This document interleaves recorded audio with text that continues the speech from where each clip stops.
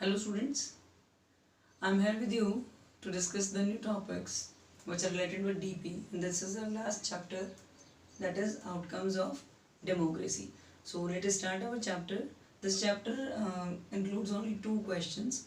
First one is related with how we can say that democracy is better form of government in comparison to other, and second thing is what are the different outcomes of democracy which we accept, जो हम चाहते हैं कि democracy हमें provide करे. So the outcomes of democracy which we expect from the democracy. So now first of all what is the meaning of outcomes. Outcome means the results. It means democracy आपको क्या provide करवाती है और आपकी expectations क्या हैं कि democracy आपको क्या क्या चीज़ें प्रोवाइड करे. उन दोनों चीज़ों को हम रिलेट करके डिस्कस करेंगे. So first of all हम start करते हैं with the first question, that is how we can consider democracy the better form of parties or we can say the government. So the first question is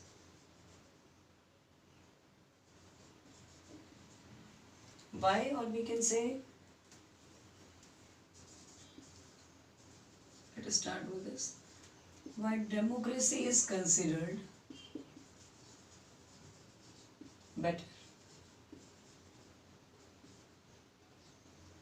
Now one thing you have to remember here, that better doesn't mean best.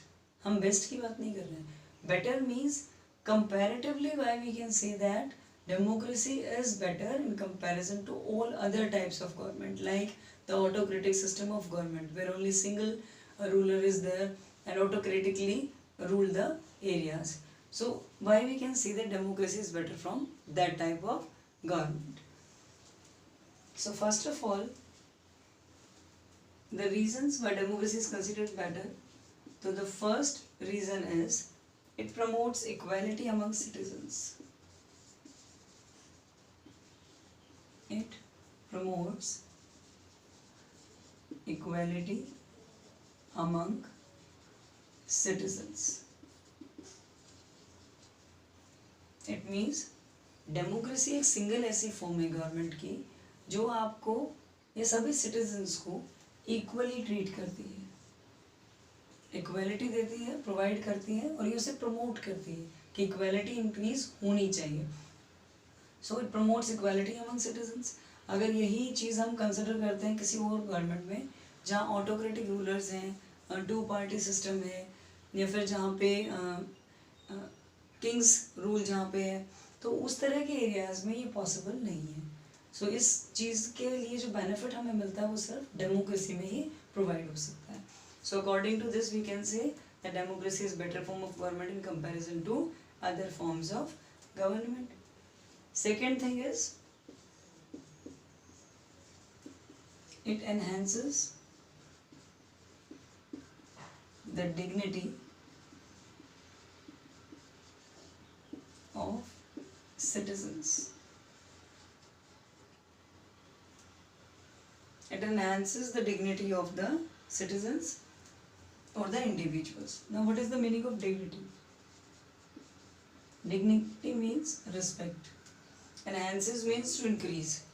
So democracy is the only type of government where it gives all the citizens a respect. सभी citizens को इस case में respect provide करवाई जाती है, because जब आप सबको इक्वली ट्रीट करेंगे तो ऑटोमेटिकली वो एक रिस्पेक्ट का ही पोर्शन है.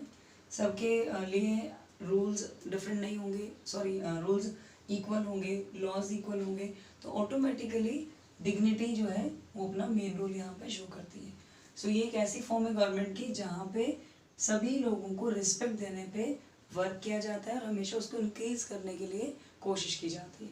कंपैरेटिवली अगर हम दूसरी गवर्नमेंट्स की बात करते हैं तो वहाँ पे डिग्निटी हर एक इंडिविजुअल को पॉसिबल नहीं है, बिकॉज ऑटोक्रेटिक सिस्टम्स में गवर्नमेंट अपने अकॉर्डिंग काम करती है, उसका इम्पेक्ट सिटीजन्स पे कैसा जा रहा है, इंडिविजुअल्स पे कैसा जा रहा है, वो ज़्यादा इन चीज़ों पर फोकस्ड नहीं होती है. Now the third point is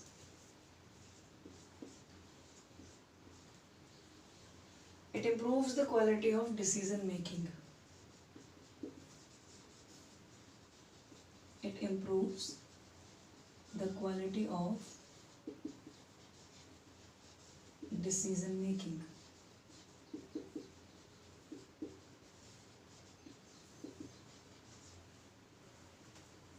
actually अगर हम डेमोक्रेसी को छोड़ देते हैं और बाकी सभी गवर्नमेंट्स की अगर हम बात करते हैं, नॉन डेमोक्रेटिक जितनी भी गवर्नमेंट्स हैं हमारी, तो उन सभी में डिसीजन मेकिंग का जो प्रोसीजर है वो सिर्फ गवर्नमेंट पे डिपेंडेंट होता है। गवर्नमेंट डिसाइड करती है कि डिसीजंस कैसे लिए जाएंगे। But in case of democratic governments, ये किस केस में होगा? जब आप एक नॉन डेमोक्रेटिक गवर्नमेंट की बात करते हो, तो उस केस में ये चीज़ कंसिडर होगी कि डिसीजंस लेते टाइम सिर्फ गवर्नमेंट का इन्वॉल्वमेंट उसमें मैक्सिमम रहेगा। बट जब हम बात करते हैं डेमोक्रेटिक गवर्नमेंट्स की, सो डेमोक्रेटिक गवर्नमेंट्स में डिसीजन मेकिंग करते टाइम सिटीजन्स का इक्वल रोल होगा। सिटीजन्स भी गवर्नमेंट के साथ इक्वली पार्टिसिपेट करेंगे डिसीजन मेकिंग प्रोसेसेस में। सो ये जो राइट है डिसीजन लेने में, पार्टिसिपेट करने का, कंट्रीब्यूशन देने का और अपने रूल्स रेगुलेशंस को कहीं ना कहीं खुद ही उनको तैयार करने का और उन्हें इम्प्लीमेंट करने का, वो सिर्फ डेमोक्रेटिक गवर्नमेंट्स ही प्रोवाइड करती हैं। ये किसी भी और गवर्नमेंट में पॉसिबल नहीं है कि आपको डिसीजन मेकिंग प्रोसेस में इन्वॉल्व कर लिया जाए, जो कि इंडिया जैसे डेमोक्रेटिक नेशंस में किया जाता है। और हमारे यहाँ पे हर स्टेप का एक इम्पॉर्टेंट पॉइंट है कि हम यहाँ पे हर डिसीजन में सिटीजन्स का इन्वॉल्वमेंट करते हैं।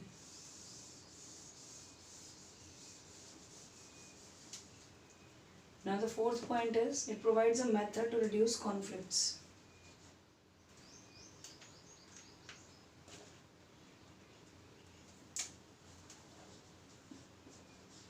It provides a method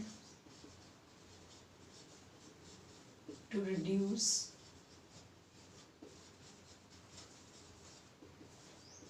conflicts. Conflicts का मीनिंग होता है प्रॉब्लम्स, इश्यूज क्रिएट जो होते हैं।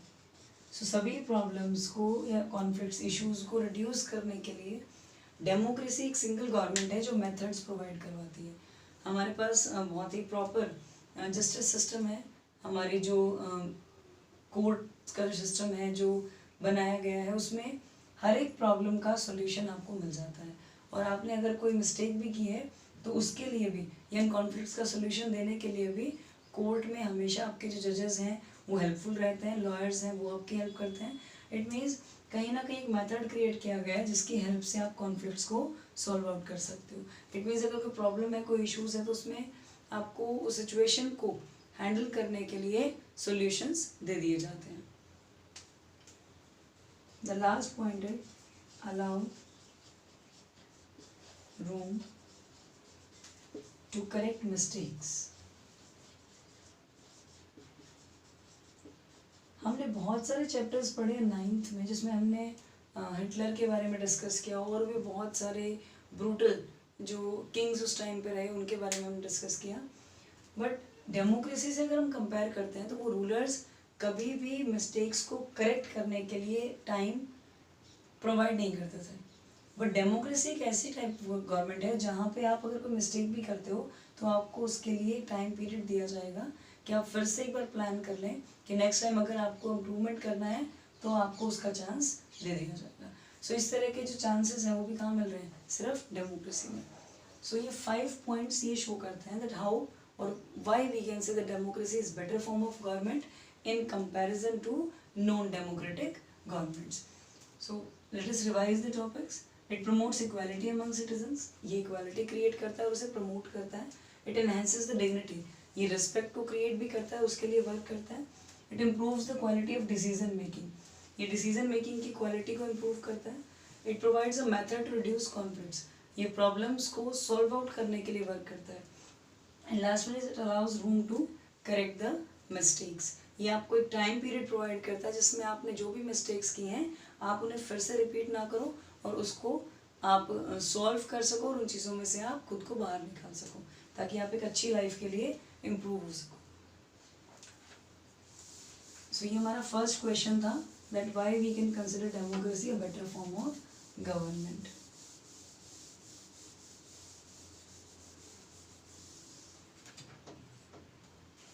Now according to these things there are generally 3 aspects of democracy.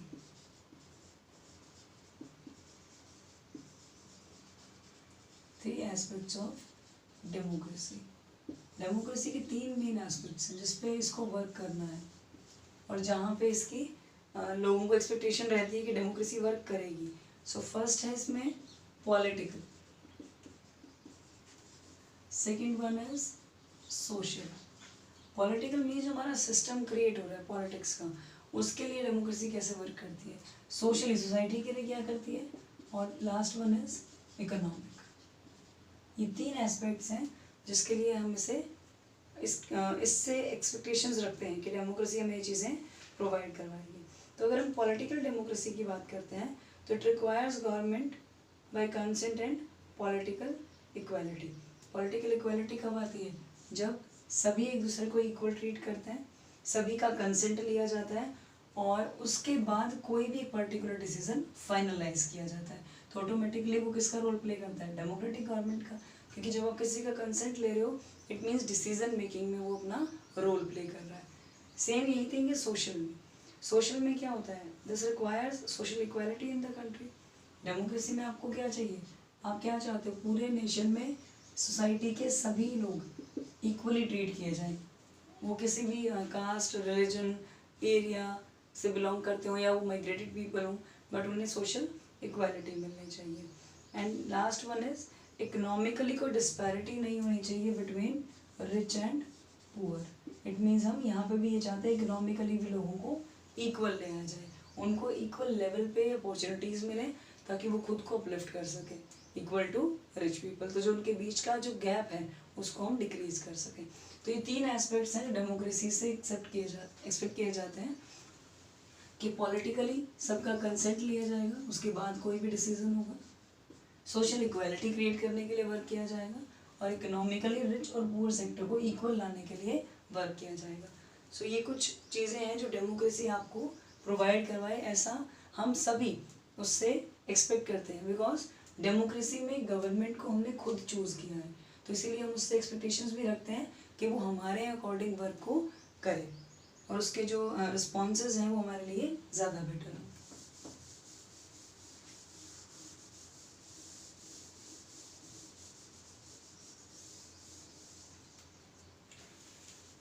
Now the next point, अभी जो हमने डिस्कस किया उसके अकॉर्डिंग हम क्या कह रहे हैं, democracy is the better form of government in comparison to other forms of government. But democracy के अगेंस्ट में भी बहुत सारी चीज़ें हैं। सो डेमोक्रेसी को हम 2 पार्ट्स में डिवाइड करके डिस्कस करते हैं। एक जो अभी हमने लिया हम उसको दोबारा से रिपीट करेंगे। First thing is in favour, क्या चीज़ें ऐसी हैं जो बेटर हैं, और एक हम डिस्कस करेंगे अगेंस्ट, क्या ऐसे इश्यूज हैं जो इसलिए सिटीजन्स का कहना है कि डेमोक्रेसी बेटर नहीं है या बेस्ट नहीं है, वो ऐसा नहीं मानते हैं। सो फेवर की अगर हम बात करते हैं तो फर्स्ट पॉइंट हमारा आता है कि इस केस में डिसीजन मेकिंग जो है डेमोक्रेसी के केस में, जब भी आप कोई डिसीजन फाइनलाइज करते हो तो नॉर्म्स और प्रोसीजर्स को फॉलो किया जाता है।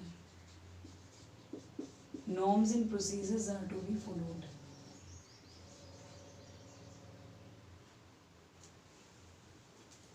Norms means rules, procedures means the step by step process जिसके थ्रू आप उस काम को करने वाले हैं।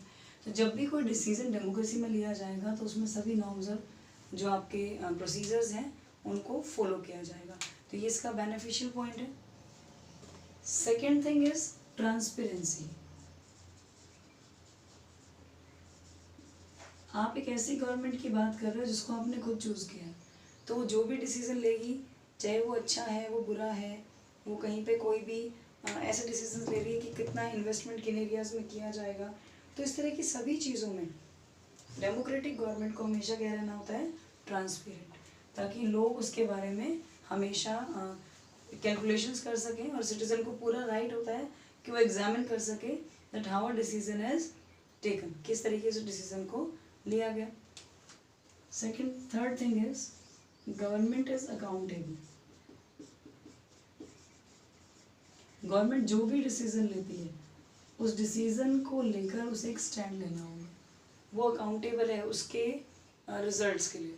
अगर कोई ऐसा डिसीजन गवर्नमेंट ने लिया जिसका रिजल्ट नेगेटिव आ गया हमारी सोसाइटी पे, तो उसके लिए भी हमारी गवर्नमेंट ही रिस्पॉन्सिबल होगी, अकाउंटेबल होगी कि उन्होंने ये डिसीजन क्यों लिया, तो क्लैरिफिकेशन देना, उसको रीचेक करना, करेक्ट करना, वो सब हमारी गवर्नमेंट का ही पार्ट है। और डेमोक्रेसीज में ऐसा होता भी है कि गवर्नमेंट इस तरह की चीज़ों को डिसाइड करती है। Fourth thing is participation of citizens.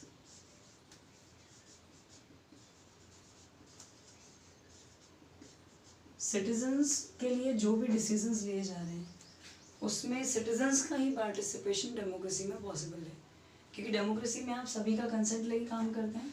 जितने भी एमपीज एमएलएज हम चूज़ करते हैं वो सभी एमपीज और जो एमएलएज हैं उन सभी को हमने चूज़ किया as a citizen. It means हमें ये पावर है कि हम इनडायरेक्टली किसी भी डिसीजन को लेने में अपना रोल शो कर सकते हैं या हम पार्टिसिपेट कर सकते हैं, कंट्रीब्यूट कर सकते हैं। वही एमपीज और एमएलएज उन सिटीजन्स के बिहाफ पे पार्लियामेंट का पार्ट बनते हैं और वहीं पार्लियामेंट में हमारी प्रॉब्लम्स को डिस्कस करते हैं और उनके सॉल्यूशंस को फाइनलाइज किया जाता है। इट मीन्स इस केस में सिटीजन्स को राइट है पार्टिसिपेट करने का in the process of decision making. Now some points are against democracy. So first thing इन्होंने ट्रांसपेरेंसी से उसको रिलेट कर दिया।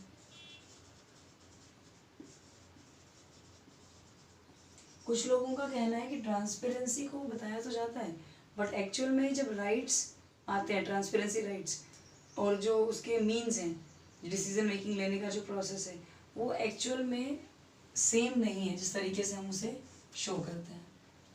मीन्स कहीं ना कहीं ये चीज़ें मिसिंग हैं और कम्प्लीटली प्रॉपर प्रोसेसेस यूज़ नहीं किए जाते हैं, रूल्स रेगुलेशंस को फॉलो नहीं किया जाता है और उसके बाद ट्रांसपेरेंसी को बोला जाता है। बट एक्चुअल में ट्रांसपेरेंसी डेमोक्रेसी में नहीं है। बहुत सारी चीज़ें ऐसी हैं जो गवर्नमेंट अपने बिहाफ पे कंप्लीट कर देती है और लोगों को नहीं पता होता है, ट्रांसपेरेंट सिस्टम क्रिएट नहीं किया जाता है। Sometimes government is not accountable, we can say sometimes, not always. Government is not accountable according to some person. These are those persons who are saying that no, we doesn't want democracy in our countries because according to us democracy is also not giving something better in comparison to other. So according to that people government is not accountable. उनके according उन्हें लगता है government जो है हर area में accountable नहीं होती है, बहुत सारी चीज़ों में वैसे डिसीजन ले लेती है, इसका नेगेटिव इम्पैक्ट सोसाइटी पे आता है बट उसके बाद वो उनके कोई प्रॉपर उन पर कंट्रोल नहीं कर पाती है, उन डिसीजंस को चेंज करती है। Decision making is not based on norms and procedures.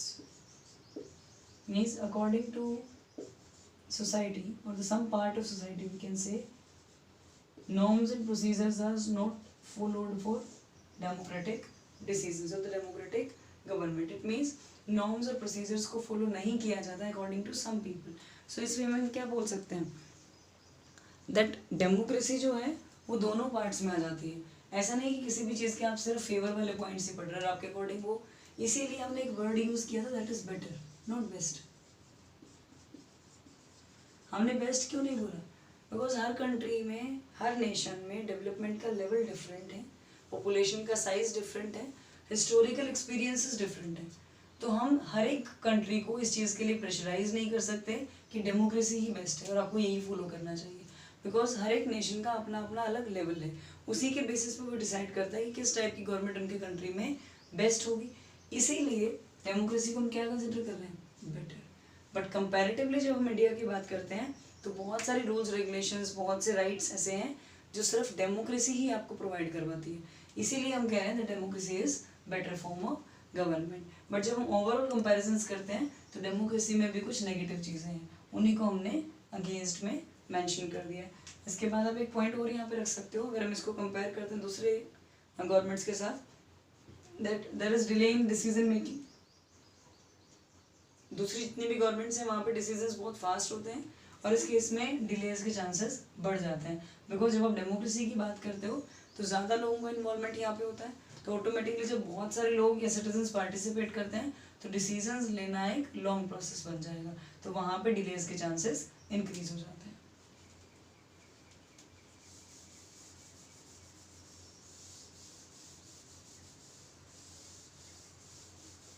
Now the last question or the most important question of this chapter is what are the different outcomes of democracy?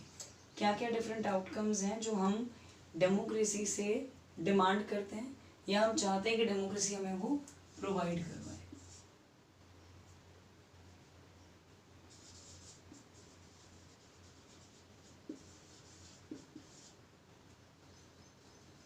Different outcomes of democracy. So according to different outcomes, the first outcome which we want that democracy gives us, or we expect that if a government is created by, or the representatives are chosen by the citizens, so also we have a right to take some things back, and according to that government is work, or government have to work according to our expectations. So the first point here is that what we expect from the democracy. The first thing we expect that government is accountable, means जो भी वो करे वो accountable है, उसे justify करना होगा कि उसने वो डिसीजंस क्यों लिए और उनका इम्पेक्ट हमारी सोसाइटी पे कैसा रहा। Responsive, or we can say responsible and legitimate. Now there are 3 points. In 3 points को combined कर दिया हमने first point में. If government is democratic, so automatically people expect that government is accountable, responsible and legitimate. Because हम खुद choose कर रहे हैं तो हम कुछ तो demand करेंगे government से. So पहली demand हमारी क्या है कि government accountable हो. Accountable mean जो भी डिसीजन गवर्नमेंट ने लिया उस डिसीजन को गवर्नमेंट जस्टिफाई कर सके कि वो डिसीजन हमने क्यों लिया और उसका क्या बेटरमेंट सोसाइटी पे आएगा इन फ्यूचर। सो ये चीज़ें किसको एक्सप्लेन करनी होंगी, गवर्नमेंट को एक्सप्लेन करनी होंगी। सो जस्टिफाई कर सके, इसके बाद अपने डिसीजंस के रिजल्ट्स के लिए वो रिस्पॉन्सिबल हो। नेगेटिव पॉजिटिव जो भी रिजल्ट्स आएंगे लोग वैसा ही बिहेव करेंगे। नेगेटिव रिजल्ट्स होंगे तो अपोज करेंगे, पॉजिटिव होगा तो गवर्नमेंट का फेवर करेंगे। तो रिस्पॉन्सिबिलिटी किसकी होगी, कंप्लीट गवर्नमेंट की, क्योंकि जो डिसीजन लेगा वही रिस्पॉन्सिबल होगा। तो हम ये भी एक्सपेक्ट करते हैं कि गवर्नमेंट जो भी डिसीजन ले रही है उनको जस्टिफाई करे, फिर रिजल्ट्स के लिए रेडी रहे।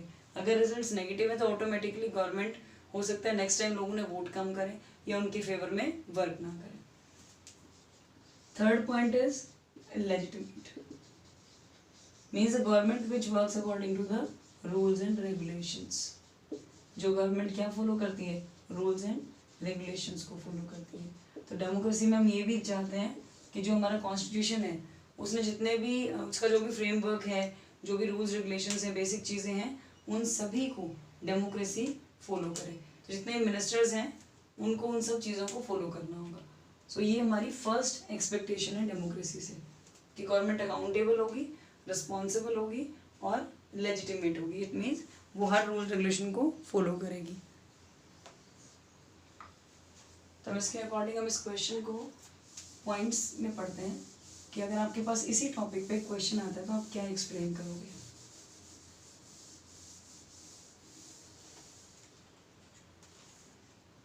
अब क्वेश्चन आपके पास क्या आ सकता है, how does democracy produce an accountable, responsive and legitimate government. कि डेमोक्रेसी कैसे ऐसी गवर्नमेंट को प्रोड्यूस करे जो अकाउंटेबल भी है, रिस्पॉन्सिबल भी है और लेजिटिमेट भी है। सो इसका आंसर क्या होगा। सबसे पहले तो हम क्या देखेंगे कि डेमोक्रेसी में जो लोग हैं वो रूलर्स को इलेक्ट करते हैं। So it means people have the right to elect their rulers. People, हम इसे ऐसे भी स्टार्ट कर सकते हैं that in a democracy people have the right to choose their representatives। अपने रिप्रेजेंटेटिव्स को चूज करने का डेमोक्रेसी में पूरा राइट लोगों को होता है। So and they also participate in decision making. अब जिन रिप्रेजेंटेटिव्स को आपने चूज किया, अपने रूलर्स को, रिप्रेजेंटेटिव्स को आपने चूज किया, इलेक्ट किया, and they also participate in decision making. अब वो क्या करते हैं, इसके साथ साथ दे पार्टिसिपेट इन डिसीजन मेकिंग। क्यों पार्टिसिपेट करते हैं? बिकॉज वो अफेक्ट करेगा उनको। अब जो भी चीज़ें, जो भी डिसीजंस रिप्रेजेंटेटिव्स लेंगे, इसको अफेक्ट करेगा सिटीजन्स को। तो ऑटोमेटिकली अगर हम इस चीज़ के अकॉर्डिंग देखें तो गवर्नमेंट को क्या होना चाहिए? Accountable to the citizens and responsive to the needs and expectations. तो जब आप गवर्नमेंट से इतना ज़्यादा कनेक्टेड हो, so according to this government is accountable to the citizens,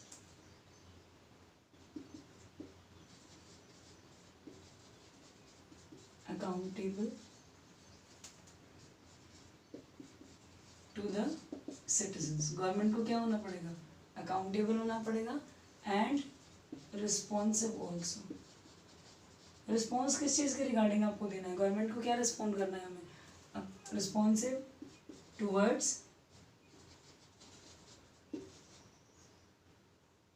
citizens needs and expectations।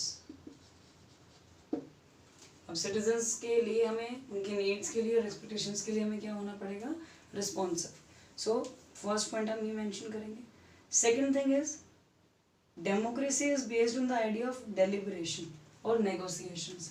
Democracy का मतलब ही यही है कि पावर्स को डिवाइड करके काम किया जाए ताकि मैक्सिमम लोगों का इन्वॉल्वमेंट हो और सभी उस वर्क का पार्ट बन सके। So it means we can say that democracy is based on the idea of deliberation and negotiation. Democracy is based on the idea of deliberation. Deliberation means powers का division कर देना and negotiation it means जहाँ लोग चाहते हैं वहाँ थोड़े बहुत चेंजेस पॉसिबल हैं। सो जब डेमोक्रेसी नेगोशिएशन और डेलिब्रेशन पर डिपेंडेंट है सो ऑटोमेटिकली रिजल्ट्स भी क्या होंगे? डिले। इसी वजह से क्या होता है? दो इट्स रिजल्ट्स इन डिलेस, दो इट रिजल्ट्स इन डिलेस। इसीलिए जब हर पावर को आपने डिवाइड कर दिया है तो डिलेज भी यहाँ पॉसिबल है। सो इंश्योर करता है कि जो डिसीजन मेकिंग है वो सभी चीज़ों पे बेस्ड रहे, नॉर्म्स पे, प्रोसीजर्स पे, और ये ट्रांसपेरेंसी को भी अलाउ करता है ताकि मैक्सिमम लोगों को ये चीज़ें क्लियर हों, सभी को ये क्लियर हो कि गवर्नमेंट ने किस तरीके के डिसीजंस को लिया है। Next thing is it setups following practices and institutions like regular free fair elections, open public debates, major policies and legislations, and also citizens right to information RTI about the government and its function। it means इस तरह की practices institutions इसको बनाने चाहिए और ये उसे follow भी करता है। The next point is it may be reasonable to expect from democracy government that is attentive to the needs and demands of the people and are largely free of corruption। अब हम इसके बाद क्या demand करते हैं कि हमारी जो गवर्नमेंट है वो कैसी हो? फ्री हो करप्शन से, फ्री फ्रॉम करप्शन। अब करप्शन से फ्री होने के साथ साथ गवर्नमेंट को कैसा होना चाहिए? लोगों के लिए attentive,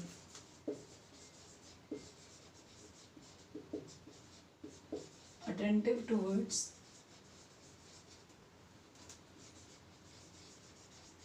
needs and expectations of citizens. जब आपको ये पॉइंट पूछा जाएगा तो आप इसे मेंशन कर सकते हो कि डेमोक्रेटिक गवर्नमेंट एक लेजिटिमेटिक गवर्नमेंट है। ये स्लो है, may be it is slow, less efficient हो सकती है क्योंकि जब आप डिलेज होंगे तो ऑटोमेटिकली आपका वर्क भी थोड़ा सा स्लो हो जाएगा, but not always very responsible clean, और हर बार आपको ये बहुत रिस्पॉन्सिव भी नहीं मिलेगी, but it is government of people. It means we can say but as people's own government, so people wish to be ruled by representatives elected by them।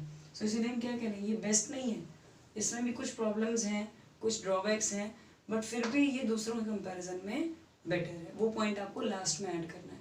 हम ये नहीं कह रहे हैं कि ये सब चीज़ें बोल के कि democracy is best, no, democracy is better in comparison to other because this is people's own government and they also want to be ruled by the representatives elected by them. वो हमेशा यही चाहते हैं कि वो अपनी गवर्नमेंट को choose करें और वही लोग उनको उसके बाद रूल कर सकें।